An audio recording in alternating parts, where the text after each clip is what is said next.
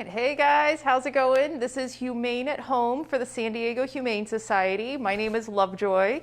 I've been on this show twice already, and we're going to be painting another painting today. We are going to be painting a hummingbird, and as you paint this, you can use either anything that you have. I'm going to be using acrylic paint. You can use crayons, markers, colored pencils, watercolors, pastels, anything that you have. It's more important that you just get creative and have a good time.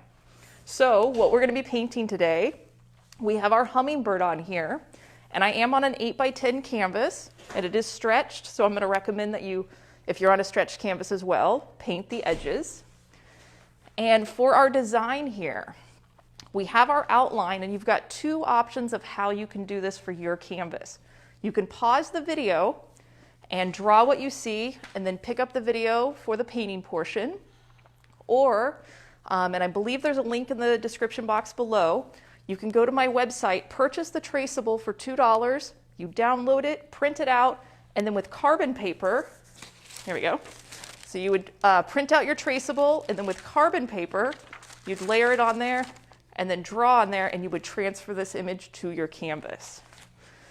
So the traceable is a nice way for my first-time beginner painters to get their initial composition on their canvas before they even start painting. Excuse me. So this is the image that we're going to paint today, our nice pretty green hummingbird. And what we're going to do first is we're actually going to lay a base color of green on the body of our hummingbird, so that way this can dry before we go on to add the blue and the yellow. So we're going to paint the body first, then we'll move into the background, then we'll come back to the hummingbird. All right, so we have our vast array of colors, and I've already got my green kind of mixed right here, and that's a pretty close color.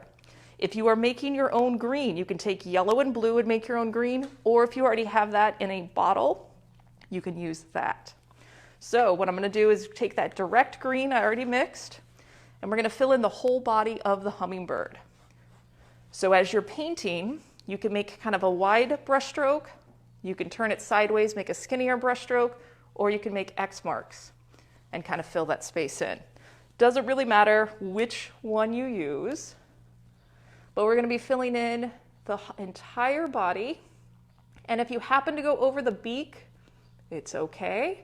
We will be able to apply more paint on top of that after it dries.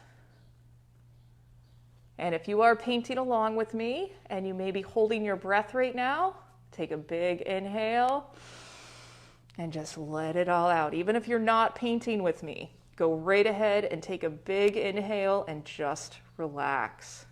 Painting and creativity is a nice escape from the daily world. And right now, I think we all need that. So if you are painting and you're using student grade paint, generally sometimes it's a little thinner, so I want you to apply that paint a little bit thicker, and then it'll be easier to work with and you'll get a little better coverage. So we're extending this green into the wings of our little hummingbird.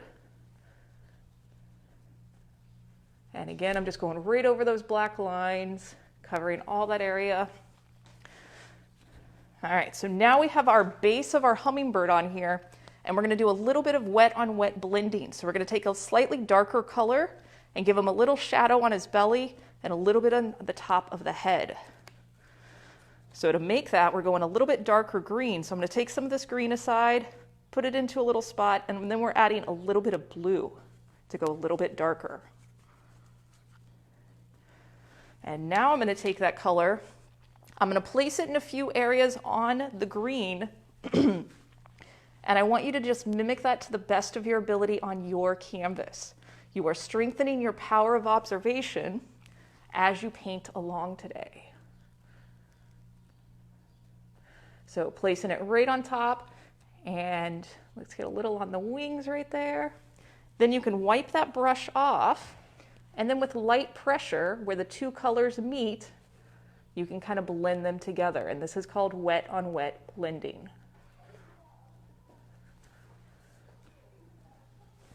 All right, we're going to do that same thing. We're going to put a highlight on there. So I'm actually grabbing a little bit of the yellow. We're going to slap it right there. I need a little bit more.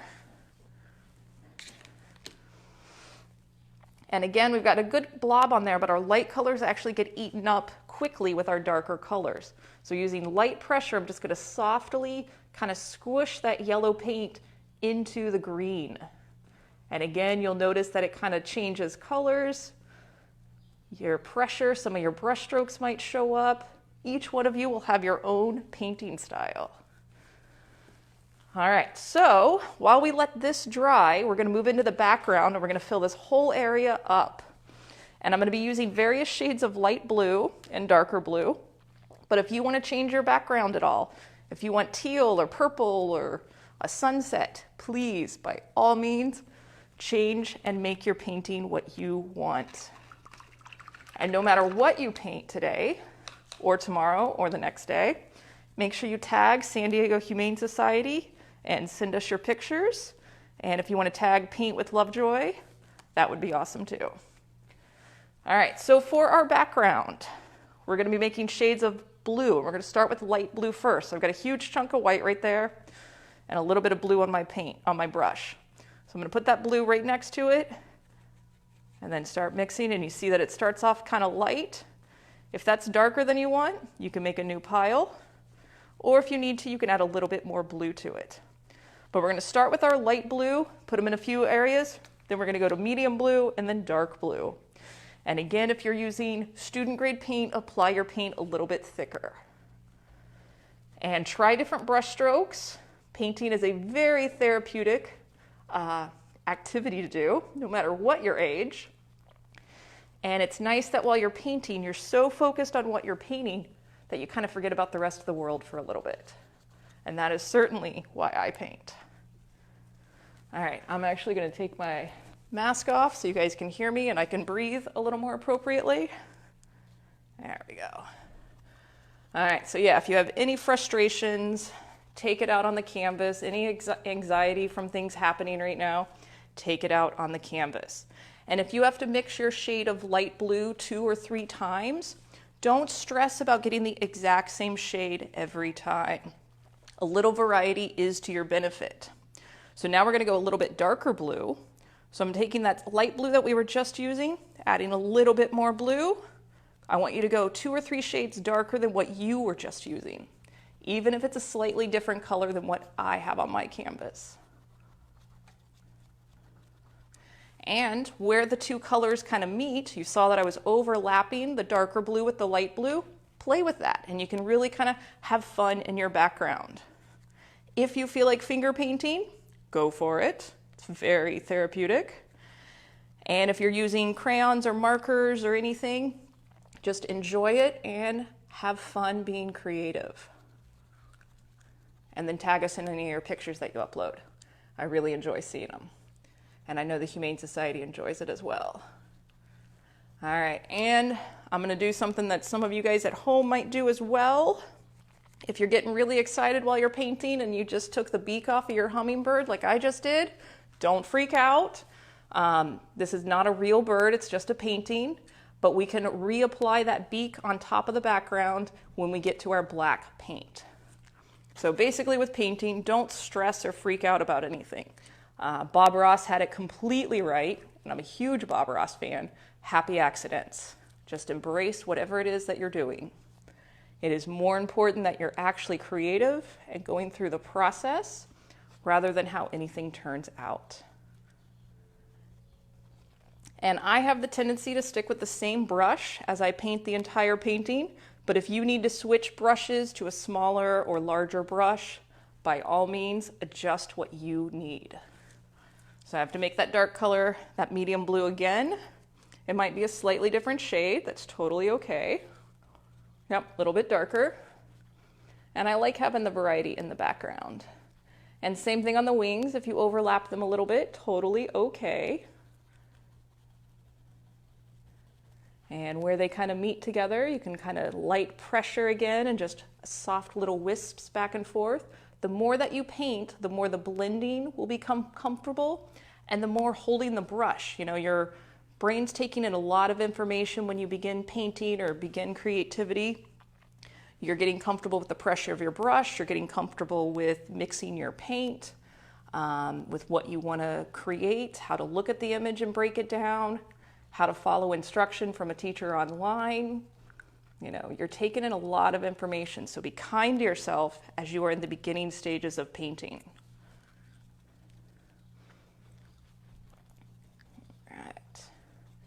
And for everybody painting at home, I am so proud of you for painting. It takes a lot of courage. It is kind of scary to paint at home, but once you get over that barrier and realize it's not as bad as your mind made it out to be, then you've opened up a whole new world for yourself. All right, so not bad. So as you're looking at your background, if you go, you know what, maybe I want a little bit more lightness right here, you don't necessarily have to wash your brush out. But I'm going to grab a chunk of that white, slap it right on there, and just like we did with the yellow on the inside of the hummingbird, you just take that light pressure, just kind of move it back and forth and play with your background. This is the extremely therapeutic part of the painting process. So anything that you want to do to your background, do it now while your paint is wet before you move on to the next section. And same if you want an area that's a little bit darker. So I'm grabbing that direct blue, slap it right there, maybe throw a little one. Let's do one more down there.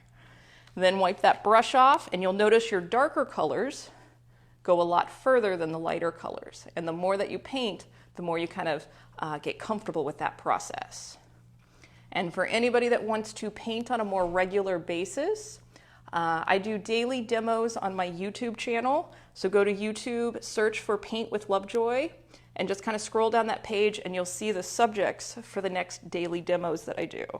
And they're kind of like this. I actually did this painting at the daily demo a couple weeks ago. And they're about a half hour long and great practice.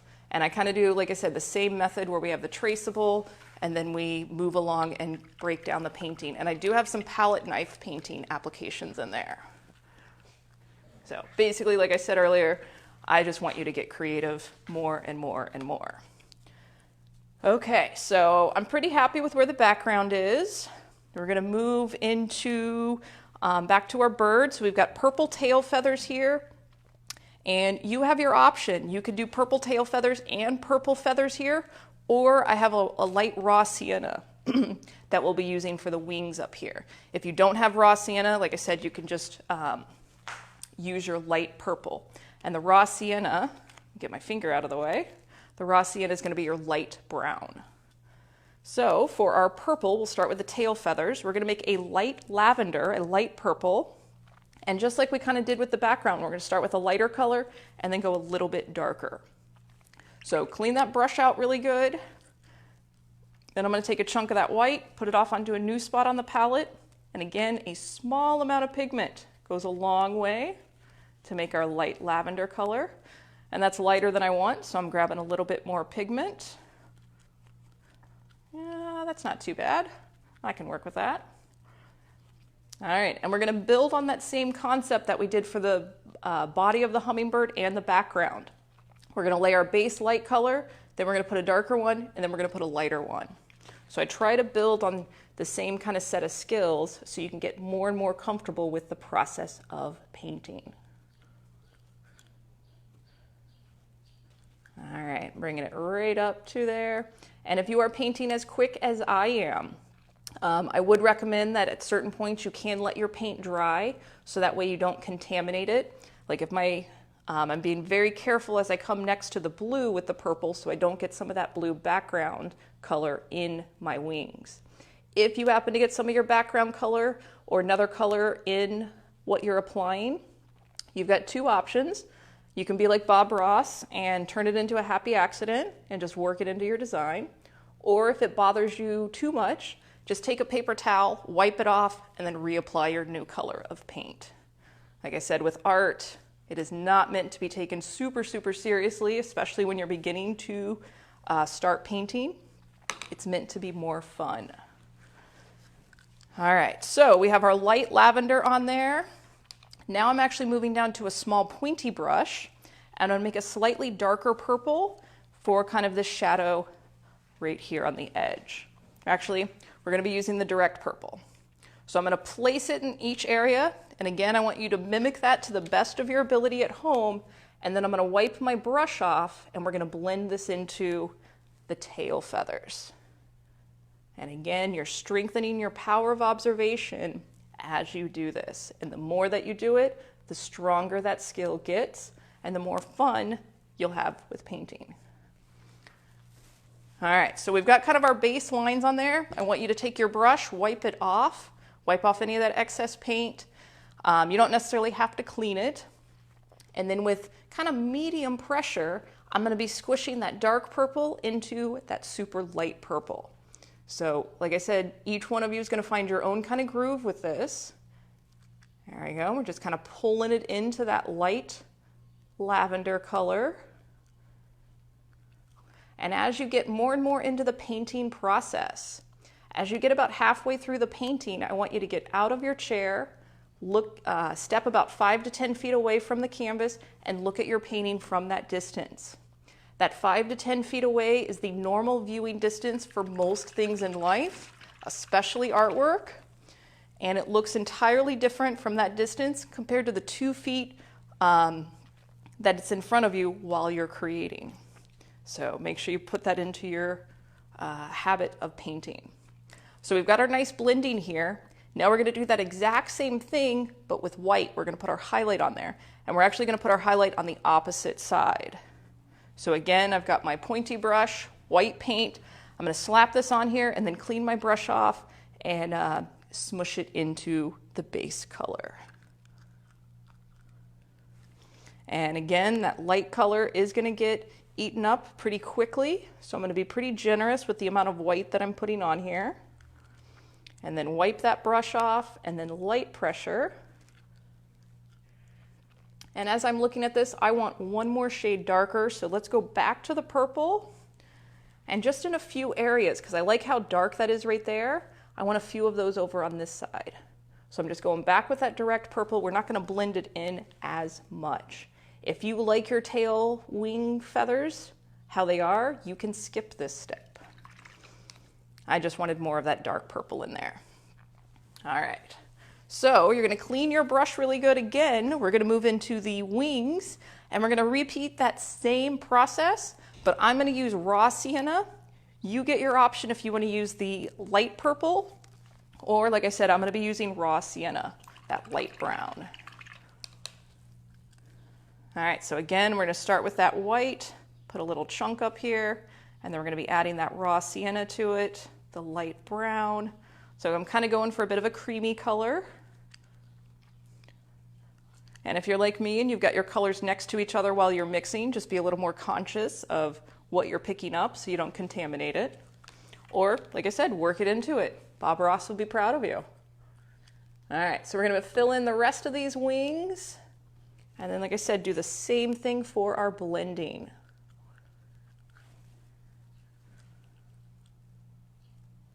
And I'm going right over those black those black Sharpie marker lines. And then on this side, we do have a few of the feathers a little bit more distinguished. So if you need to, just paint right on top of that background and cover up anything that you might want.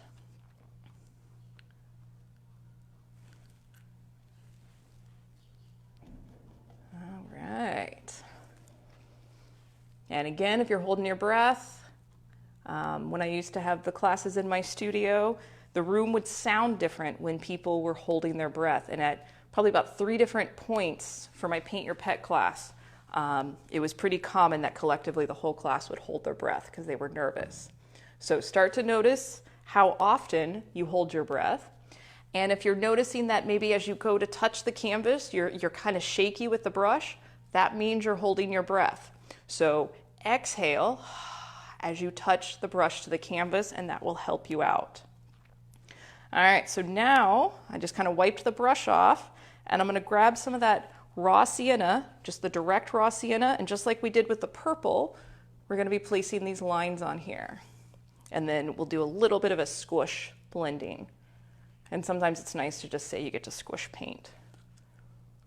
I like to tell everybody that they're slapping paint on the canvas, and that makes you feel better. And the reason that I teach painting and the reason that I started my online school and the YouTube channel was kind of a response to all the art being cut out of schools and the fact that so many adults think they are not creative. I can't tell you how many people tell me they can't paint, and then I have over, oh my gosh, probably over 8,000 students that have come through my studio in the last 7 years, and I have pictures of all of them proving that they can paint. So don't sell yourself short. You are way more creative than you realize, and that's why I made my YouTube channel, so you can practice in the safety of your home, and then when you feel confident, then you can go out and showcase it to all your friends, and then tell them to come paint as well. Nice. All right, so let's see. Oh, we're gonna do the white highlights, and then we're gonna move into the details on the inside of our bird, the beak. We're gonna reapply that. And this white that I'm adding, I'm actually not gonna blend it in as much because I want this to stay pretty solid. So we're just kind of, again, just doing these quick little lines. When we paint, it doesn't have to be photorealistic. It just has to be an illusion, an impression of it. It's amazing how much our brain fills in the details that may not actually be there. That's part of the magic of creativity. All right, so we're gonna move into black paint. We're gonna put that beak on there, and then we're gonna move into the coloring on the chest of this hummingbird, that little rosy part. So for your beak, if you find that this is way too difficult with the brush, you can use a Sharpie marker. And what I like to do is we're actually gonna start where the beak ends with a little bit of pressure. And you're almost making like a triangle, where the triangle's a long, skinny triangle, and it's wider as the triangle touches the hummingbird. Whoops. And there we go. Went a little longer than I was going for. That's all right. Embrace any of your mistakes, because they're not mistakes. Happy accidents, remember? And then we're going to go over the eye again. And I'm going to do a common mistake. That white dot right there, I'm going to fill it in, and then I'll reapply it, because a lot of people, it is tough to make some of these smaller little brush strokes. So I'll show you how you can fix that. So again, just kind of filling in that eye. We're going to let that dry before we put our highlight on it. And now we're going to go into kind of our little ruby chest colors. So we're going to start with a light pink, and we're going to be doing this little dotting method. So starting with that white, little bit of red. So we're making a light pink. And again, this is where we're just going to dot, stabbing the brush on the canvas. And again, my paint is still really wet. I would recommend at home, let this dry. Let your green paint of the hummingbird dry before you do this. But we're just going to jump right in and keep going. So now I'm going to make a little bit of a darker red. So I'm adding more red to that pink that I was using. There we go. You can see a little bit of a difference. All right, and then we're going to go to yellow, and that's going to hang out on the left-hand side of it.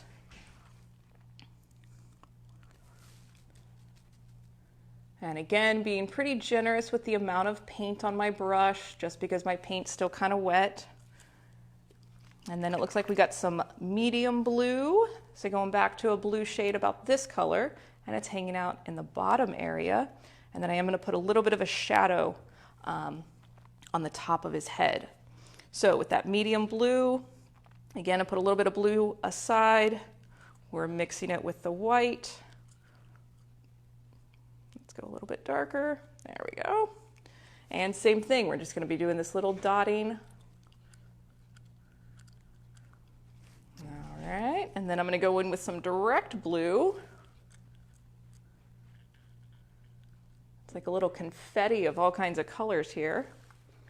So again, make yours your own. If you need to deviate from the instruction or change colors from what I do, you have full permission to do that. So now I'm on the red, just making little dots on top of the pink. Again, just kind of giving what we call 3 tones. The mid-tone is the main color, then our highlight is the white, and then our dark shade is considered the shadow. So as we create that in artwork, that's what helps you create this magical illusion on a flat surface. All right, so we're almost done. We're going to move in and put a little bit of a darker shadow here. So we're going to go back to that green and blue mixture, a little bit of a shadow on the head and the wings, and then we'll come back and put some highlights on that eyeball and that beak. So again, going back to that green, this time I'm going to use a touch of black, but a little bit of black, remember, goes a long way. So we're going for kind of a muted green color. There we go, kind of closer to that. And we're going to keep with that same little just kind of dotting method. So we're intensifying the shadow that we put on earlier. And then we're going to put some of that shadow on the wings. So it's not quite overlapping the body. The shadow does stop where the body starts.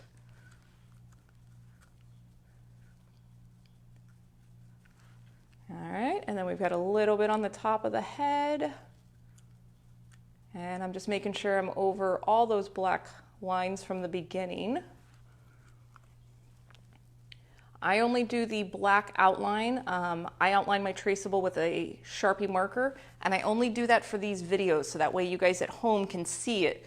When you transfer with your traceable, it's not going to be that dark like the black Sharpie marker, and you don't need to do the Sharpie marker on yours unless you really want to. All right, so let's see. Let's go one more shade darker right here. So I'm going to grab some of that pure black, just a little bit of it, and right where the wings meet the body, I'm just putting a few little dots there because that's where the shadow would be the most intense, as this little crevice is forming. A little bit on the top of the head. All right. Now we're going to go to white. We're going to go back and put that catch light in the eye, and it'll be pretty amazing. Like right now it looks kind of weird, dead, zombie-ish. This little dot of white is going to make a huge difference. So you can reference your traceable again for where that white dot is, or just reference the video. And all we're going to do is we're going to hold the brush perpendicular to the canvas. We're going to touch it and pull it right back. Mainly because then that way it keeps it as a dot, but my black paint is still wet. So I don't want to mix it and change the color.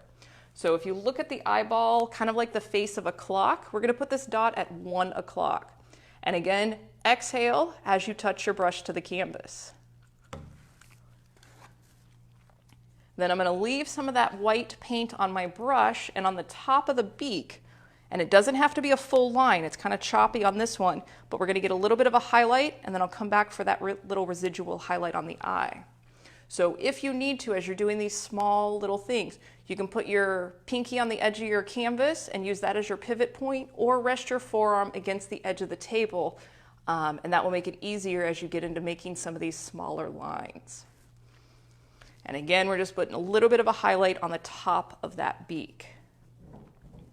And then same thing, just to break up a little bit of that space on the eyeball. On the left-hand side, it's almost like you're making a little parentheses. And all that's doing is breaking up the space and making it look more like an actual eyeball. All right, and if you want to go back in and add extra details, extra little flair, if you want to give it a pop art style, you could go back and do a black outline, and that looks kind of nice. But I think that brings us into the conclusion of today's video and kept you at about a half hour, so not bad. Again, leave comments, put your pictures in the comments, send them to San Diego Humane Society, send them to paintwithlovejoy@gmail.com. We want to see what you're doing. I saw the picture, quite a few of the pictures from the last competition. Looked really cool, and I love how creative you guys are getting. So thanks for hanging out with us today. Hope you have a great week, and until next time, cheers.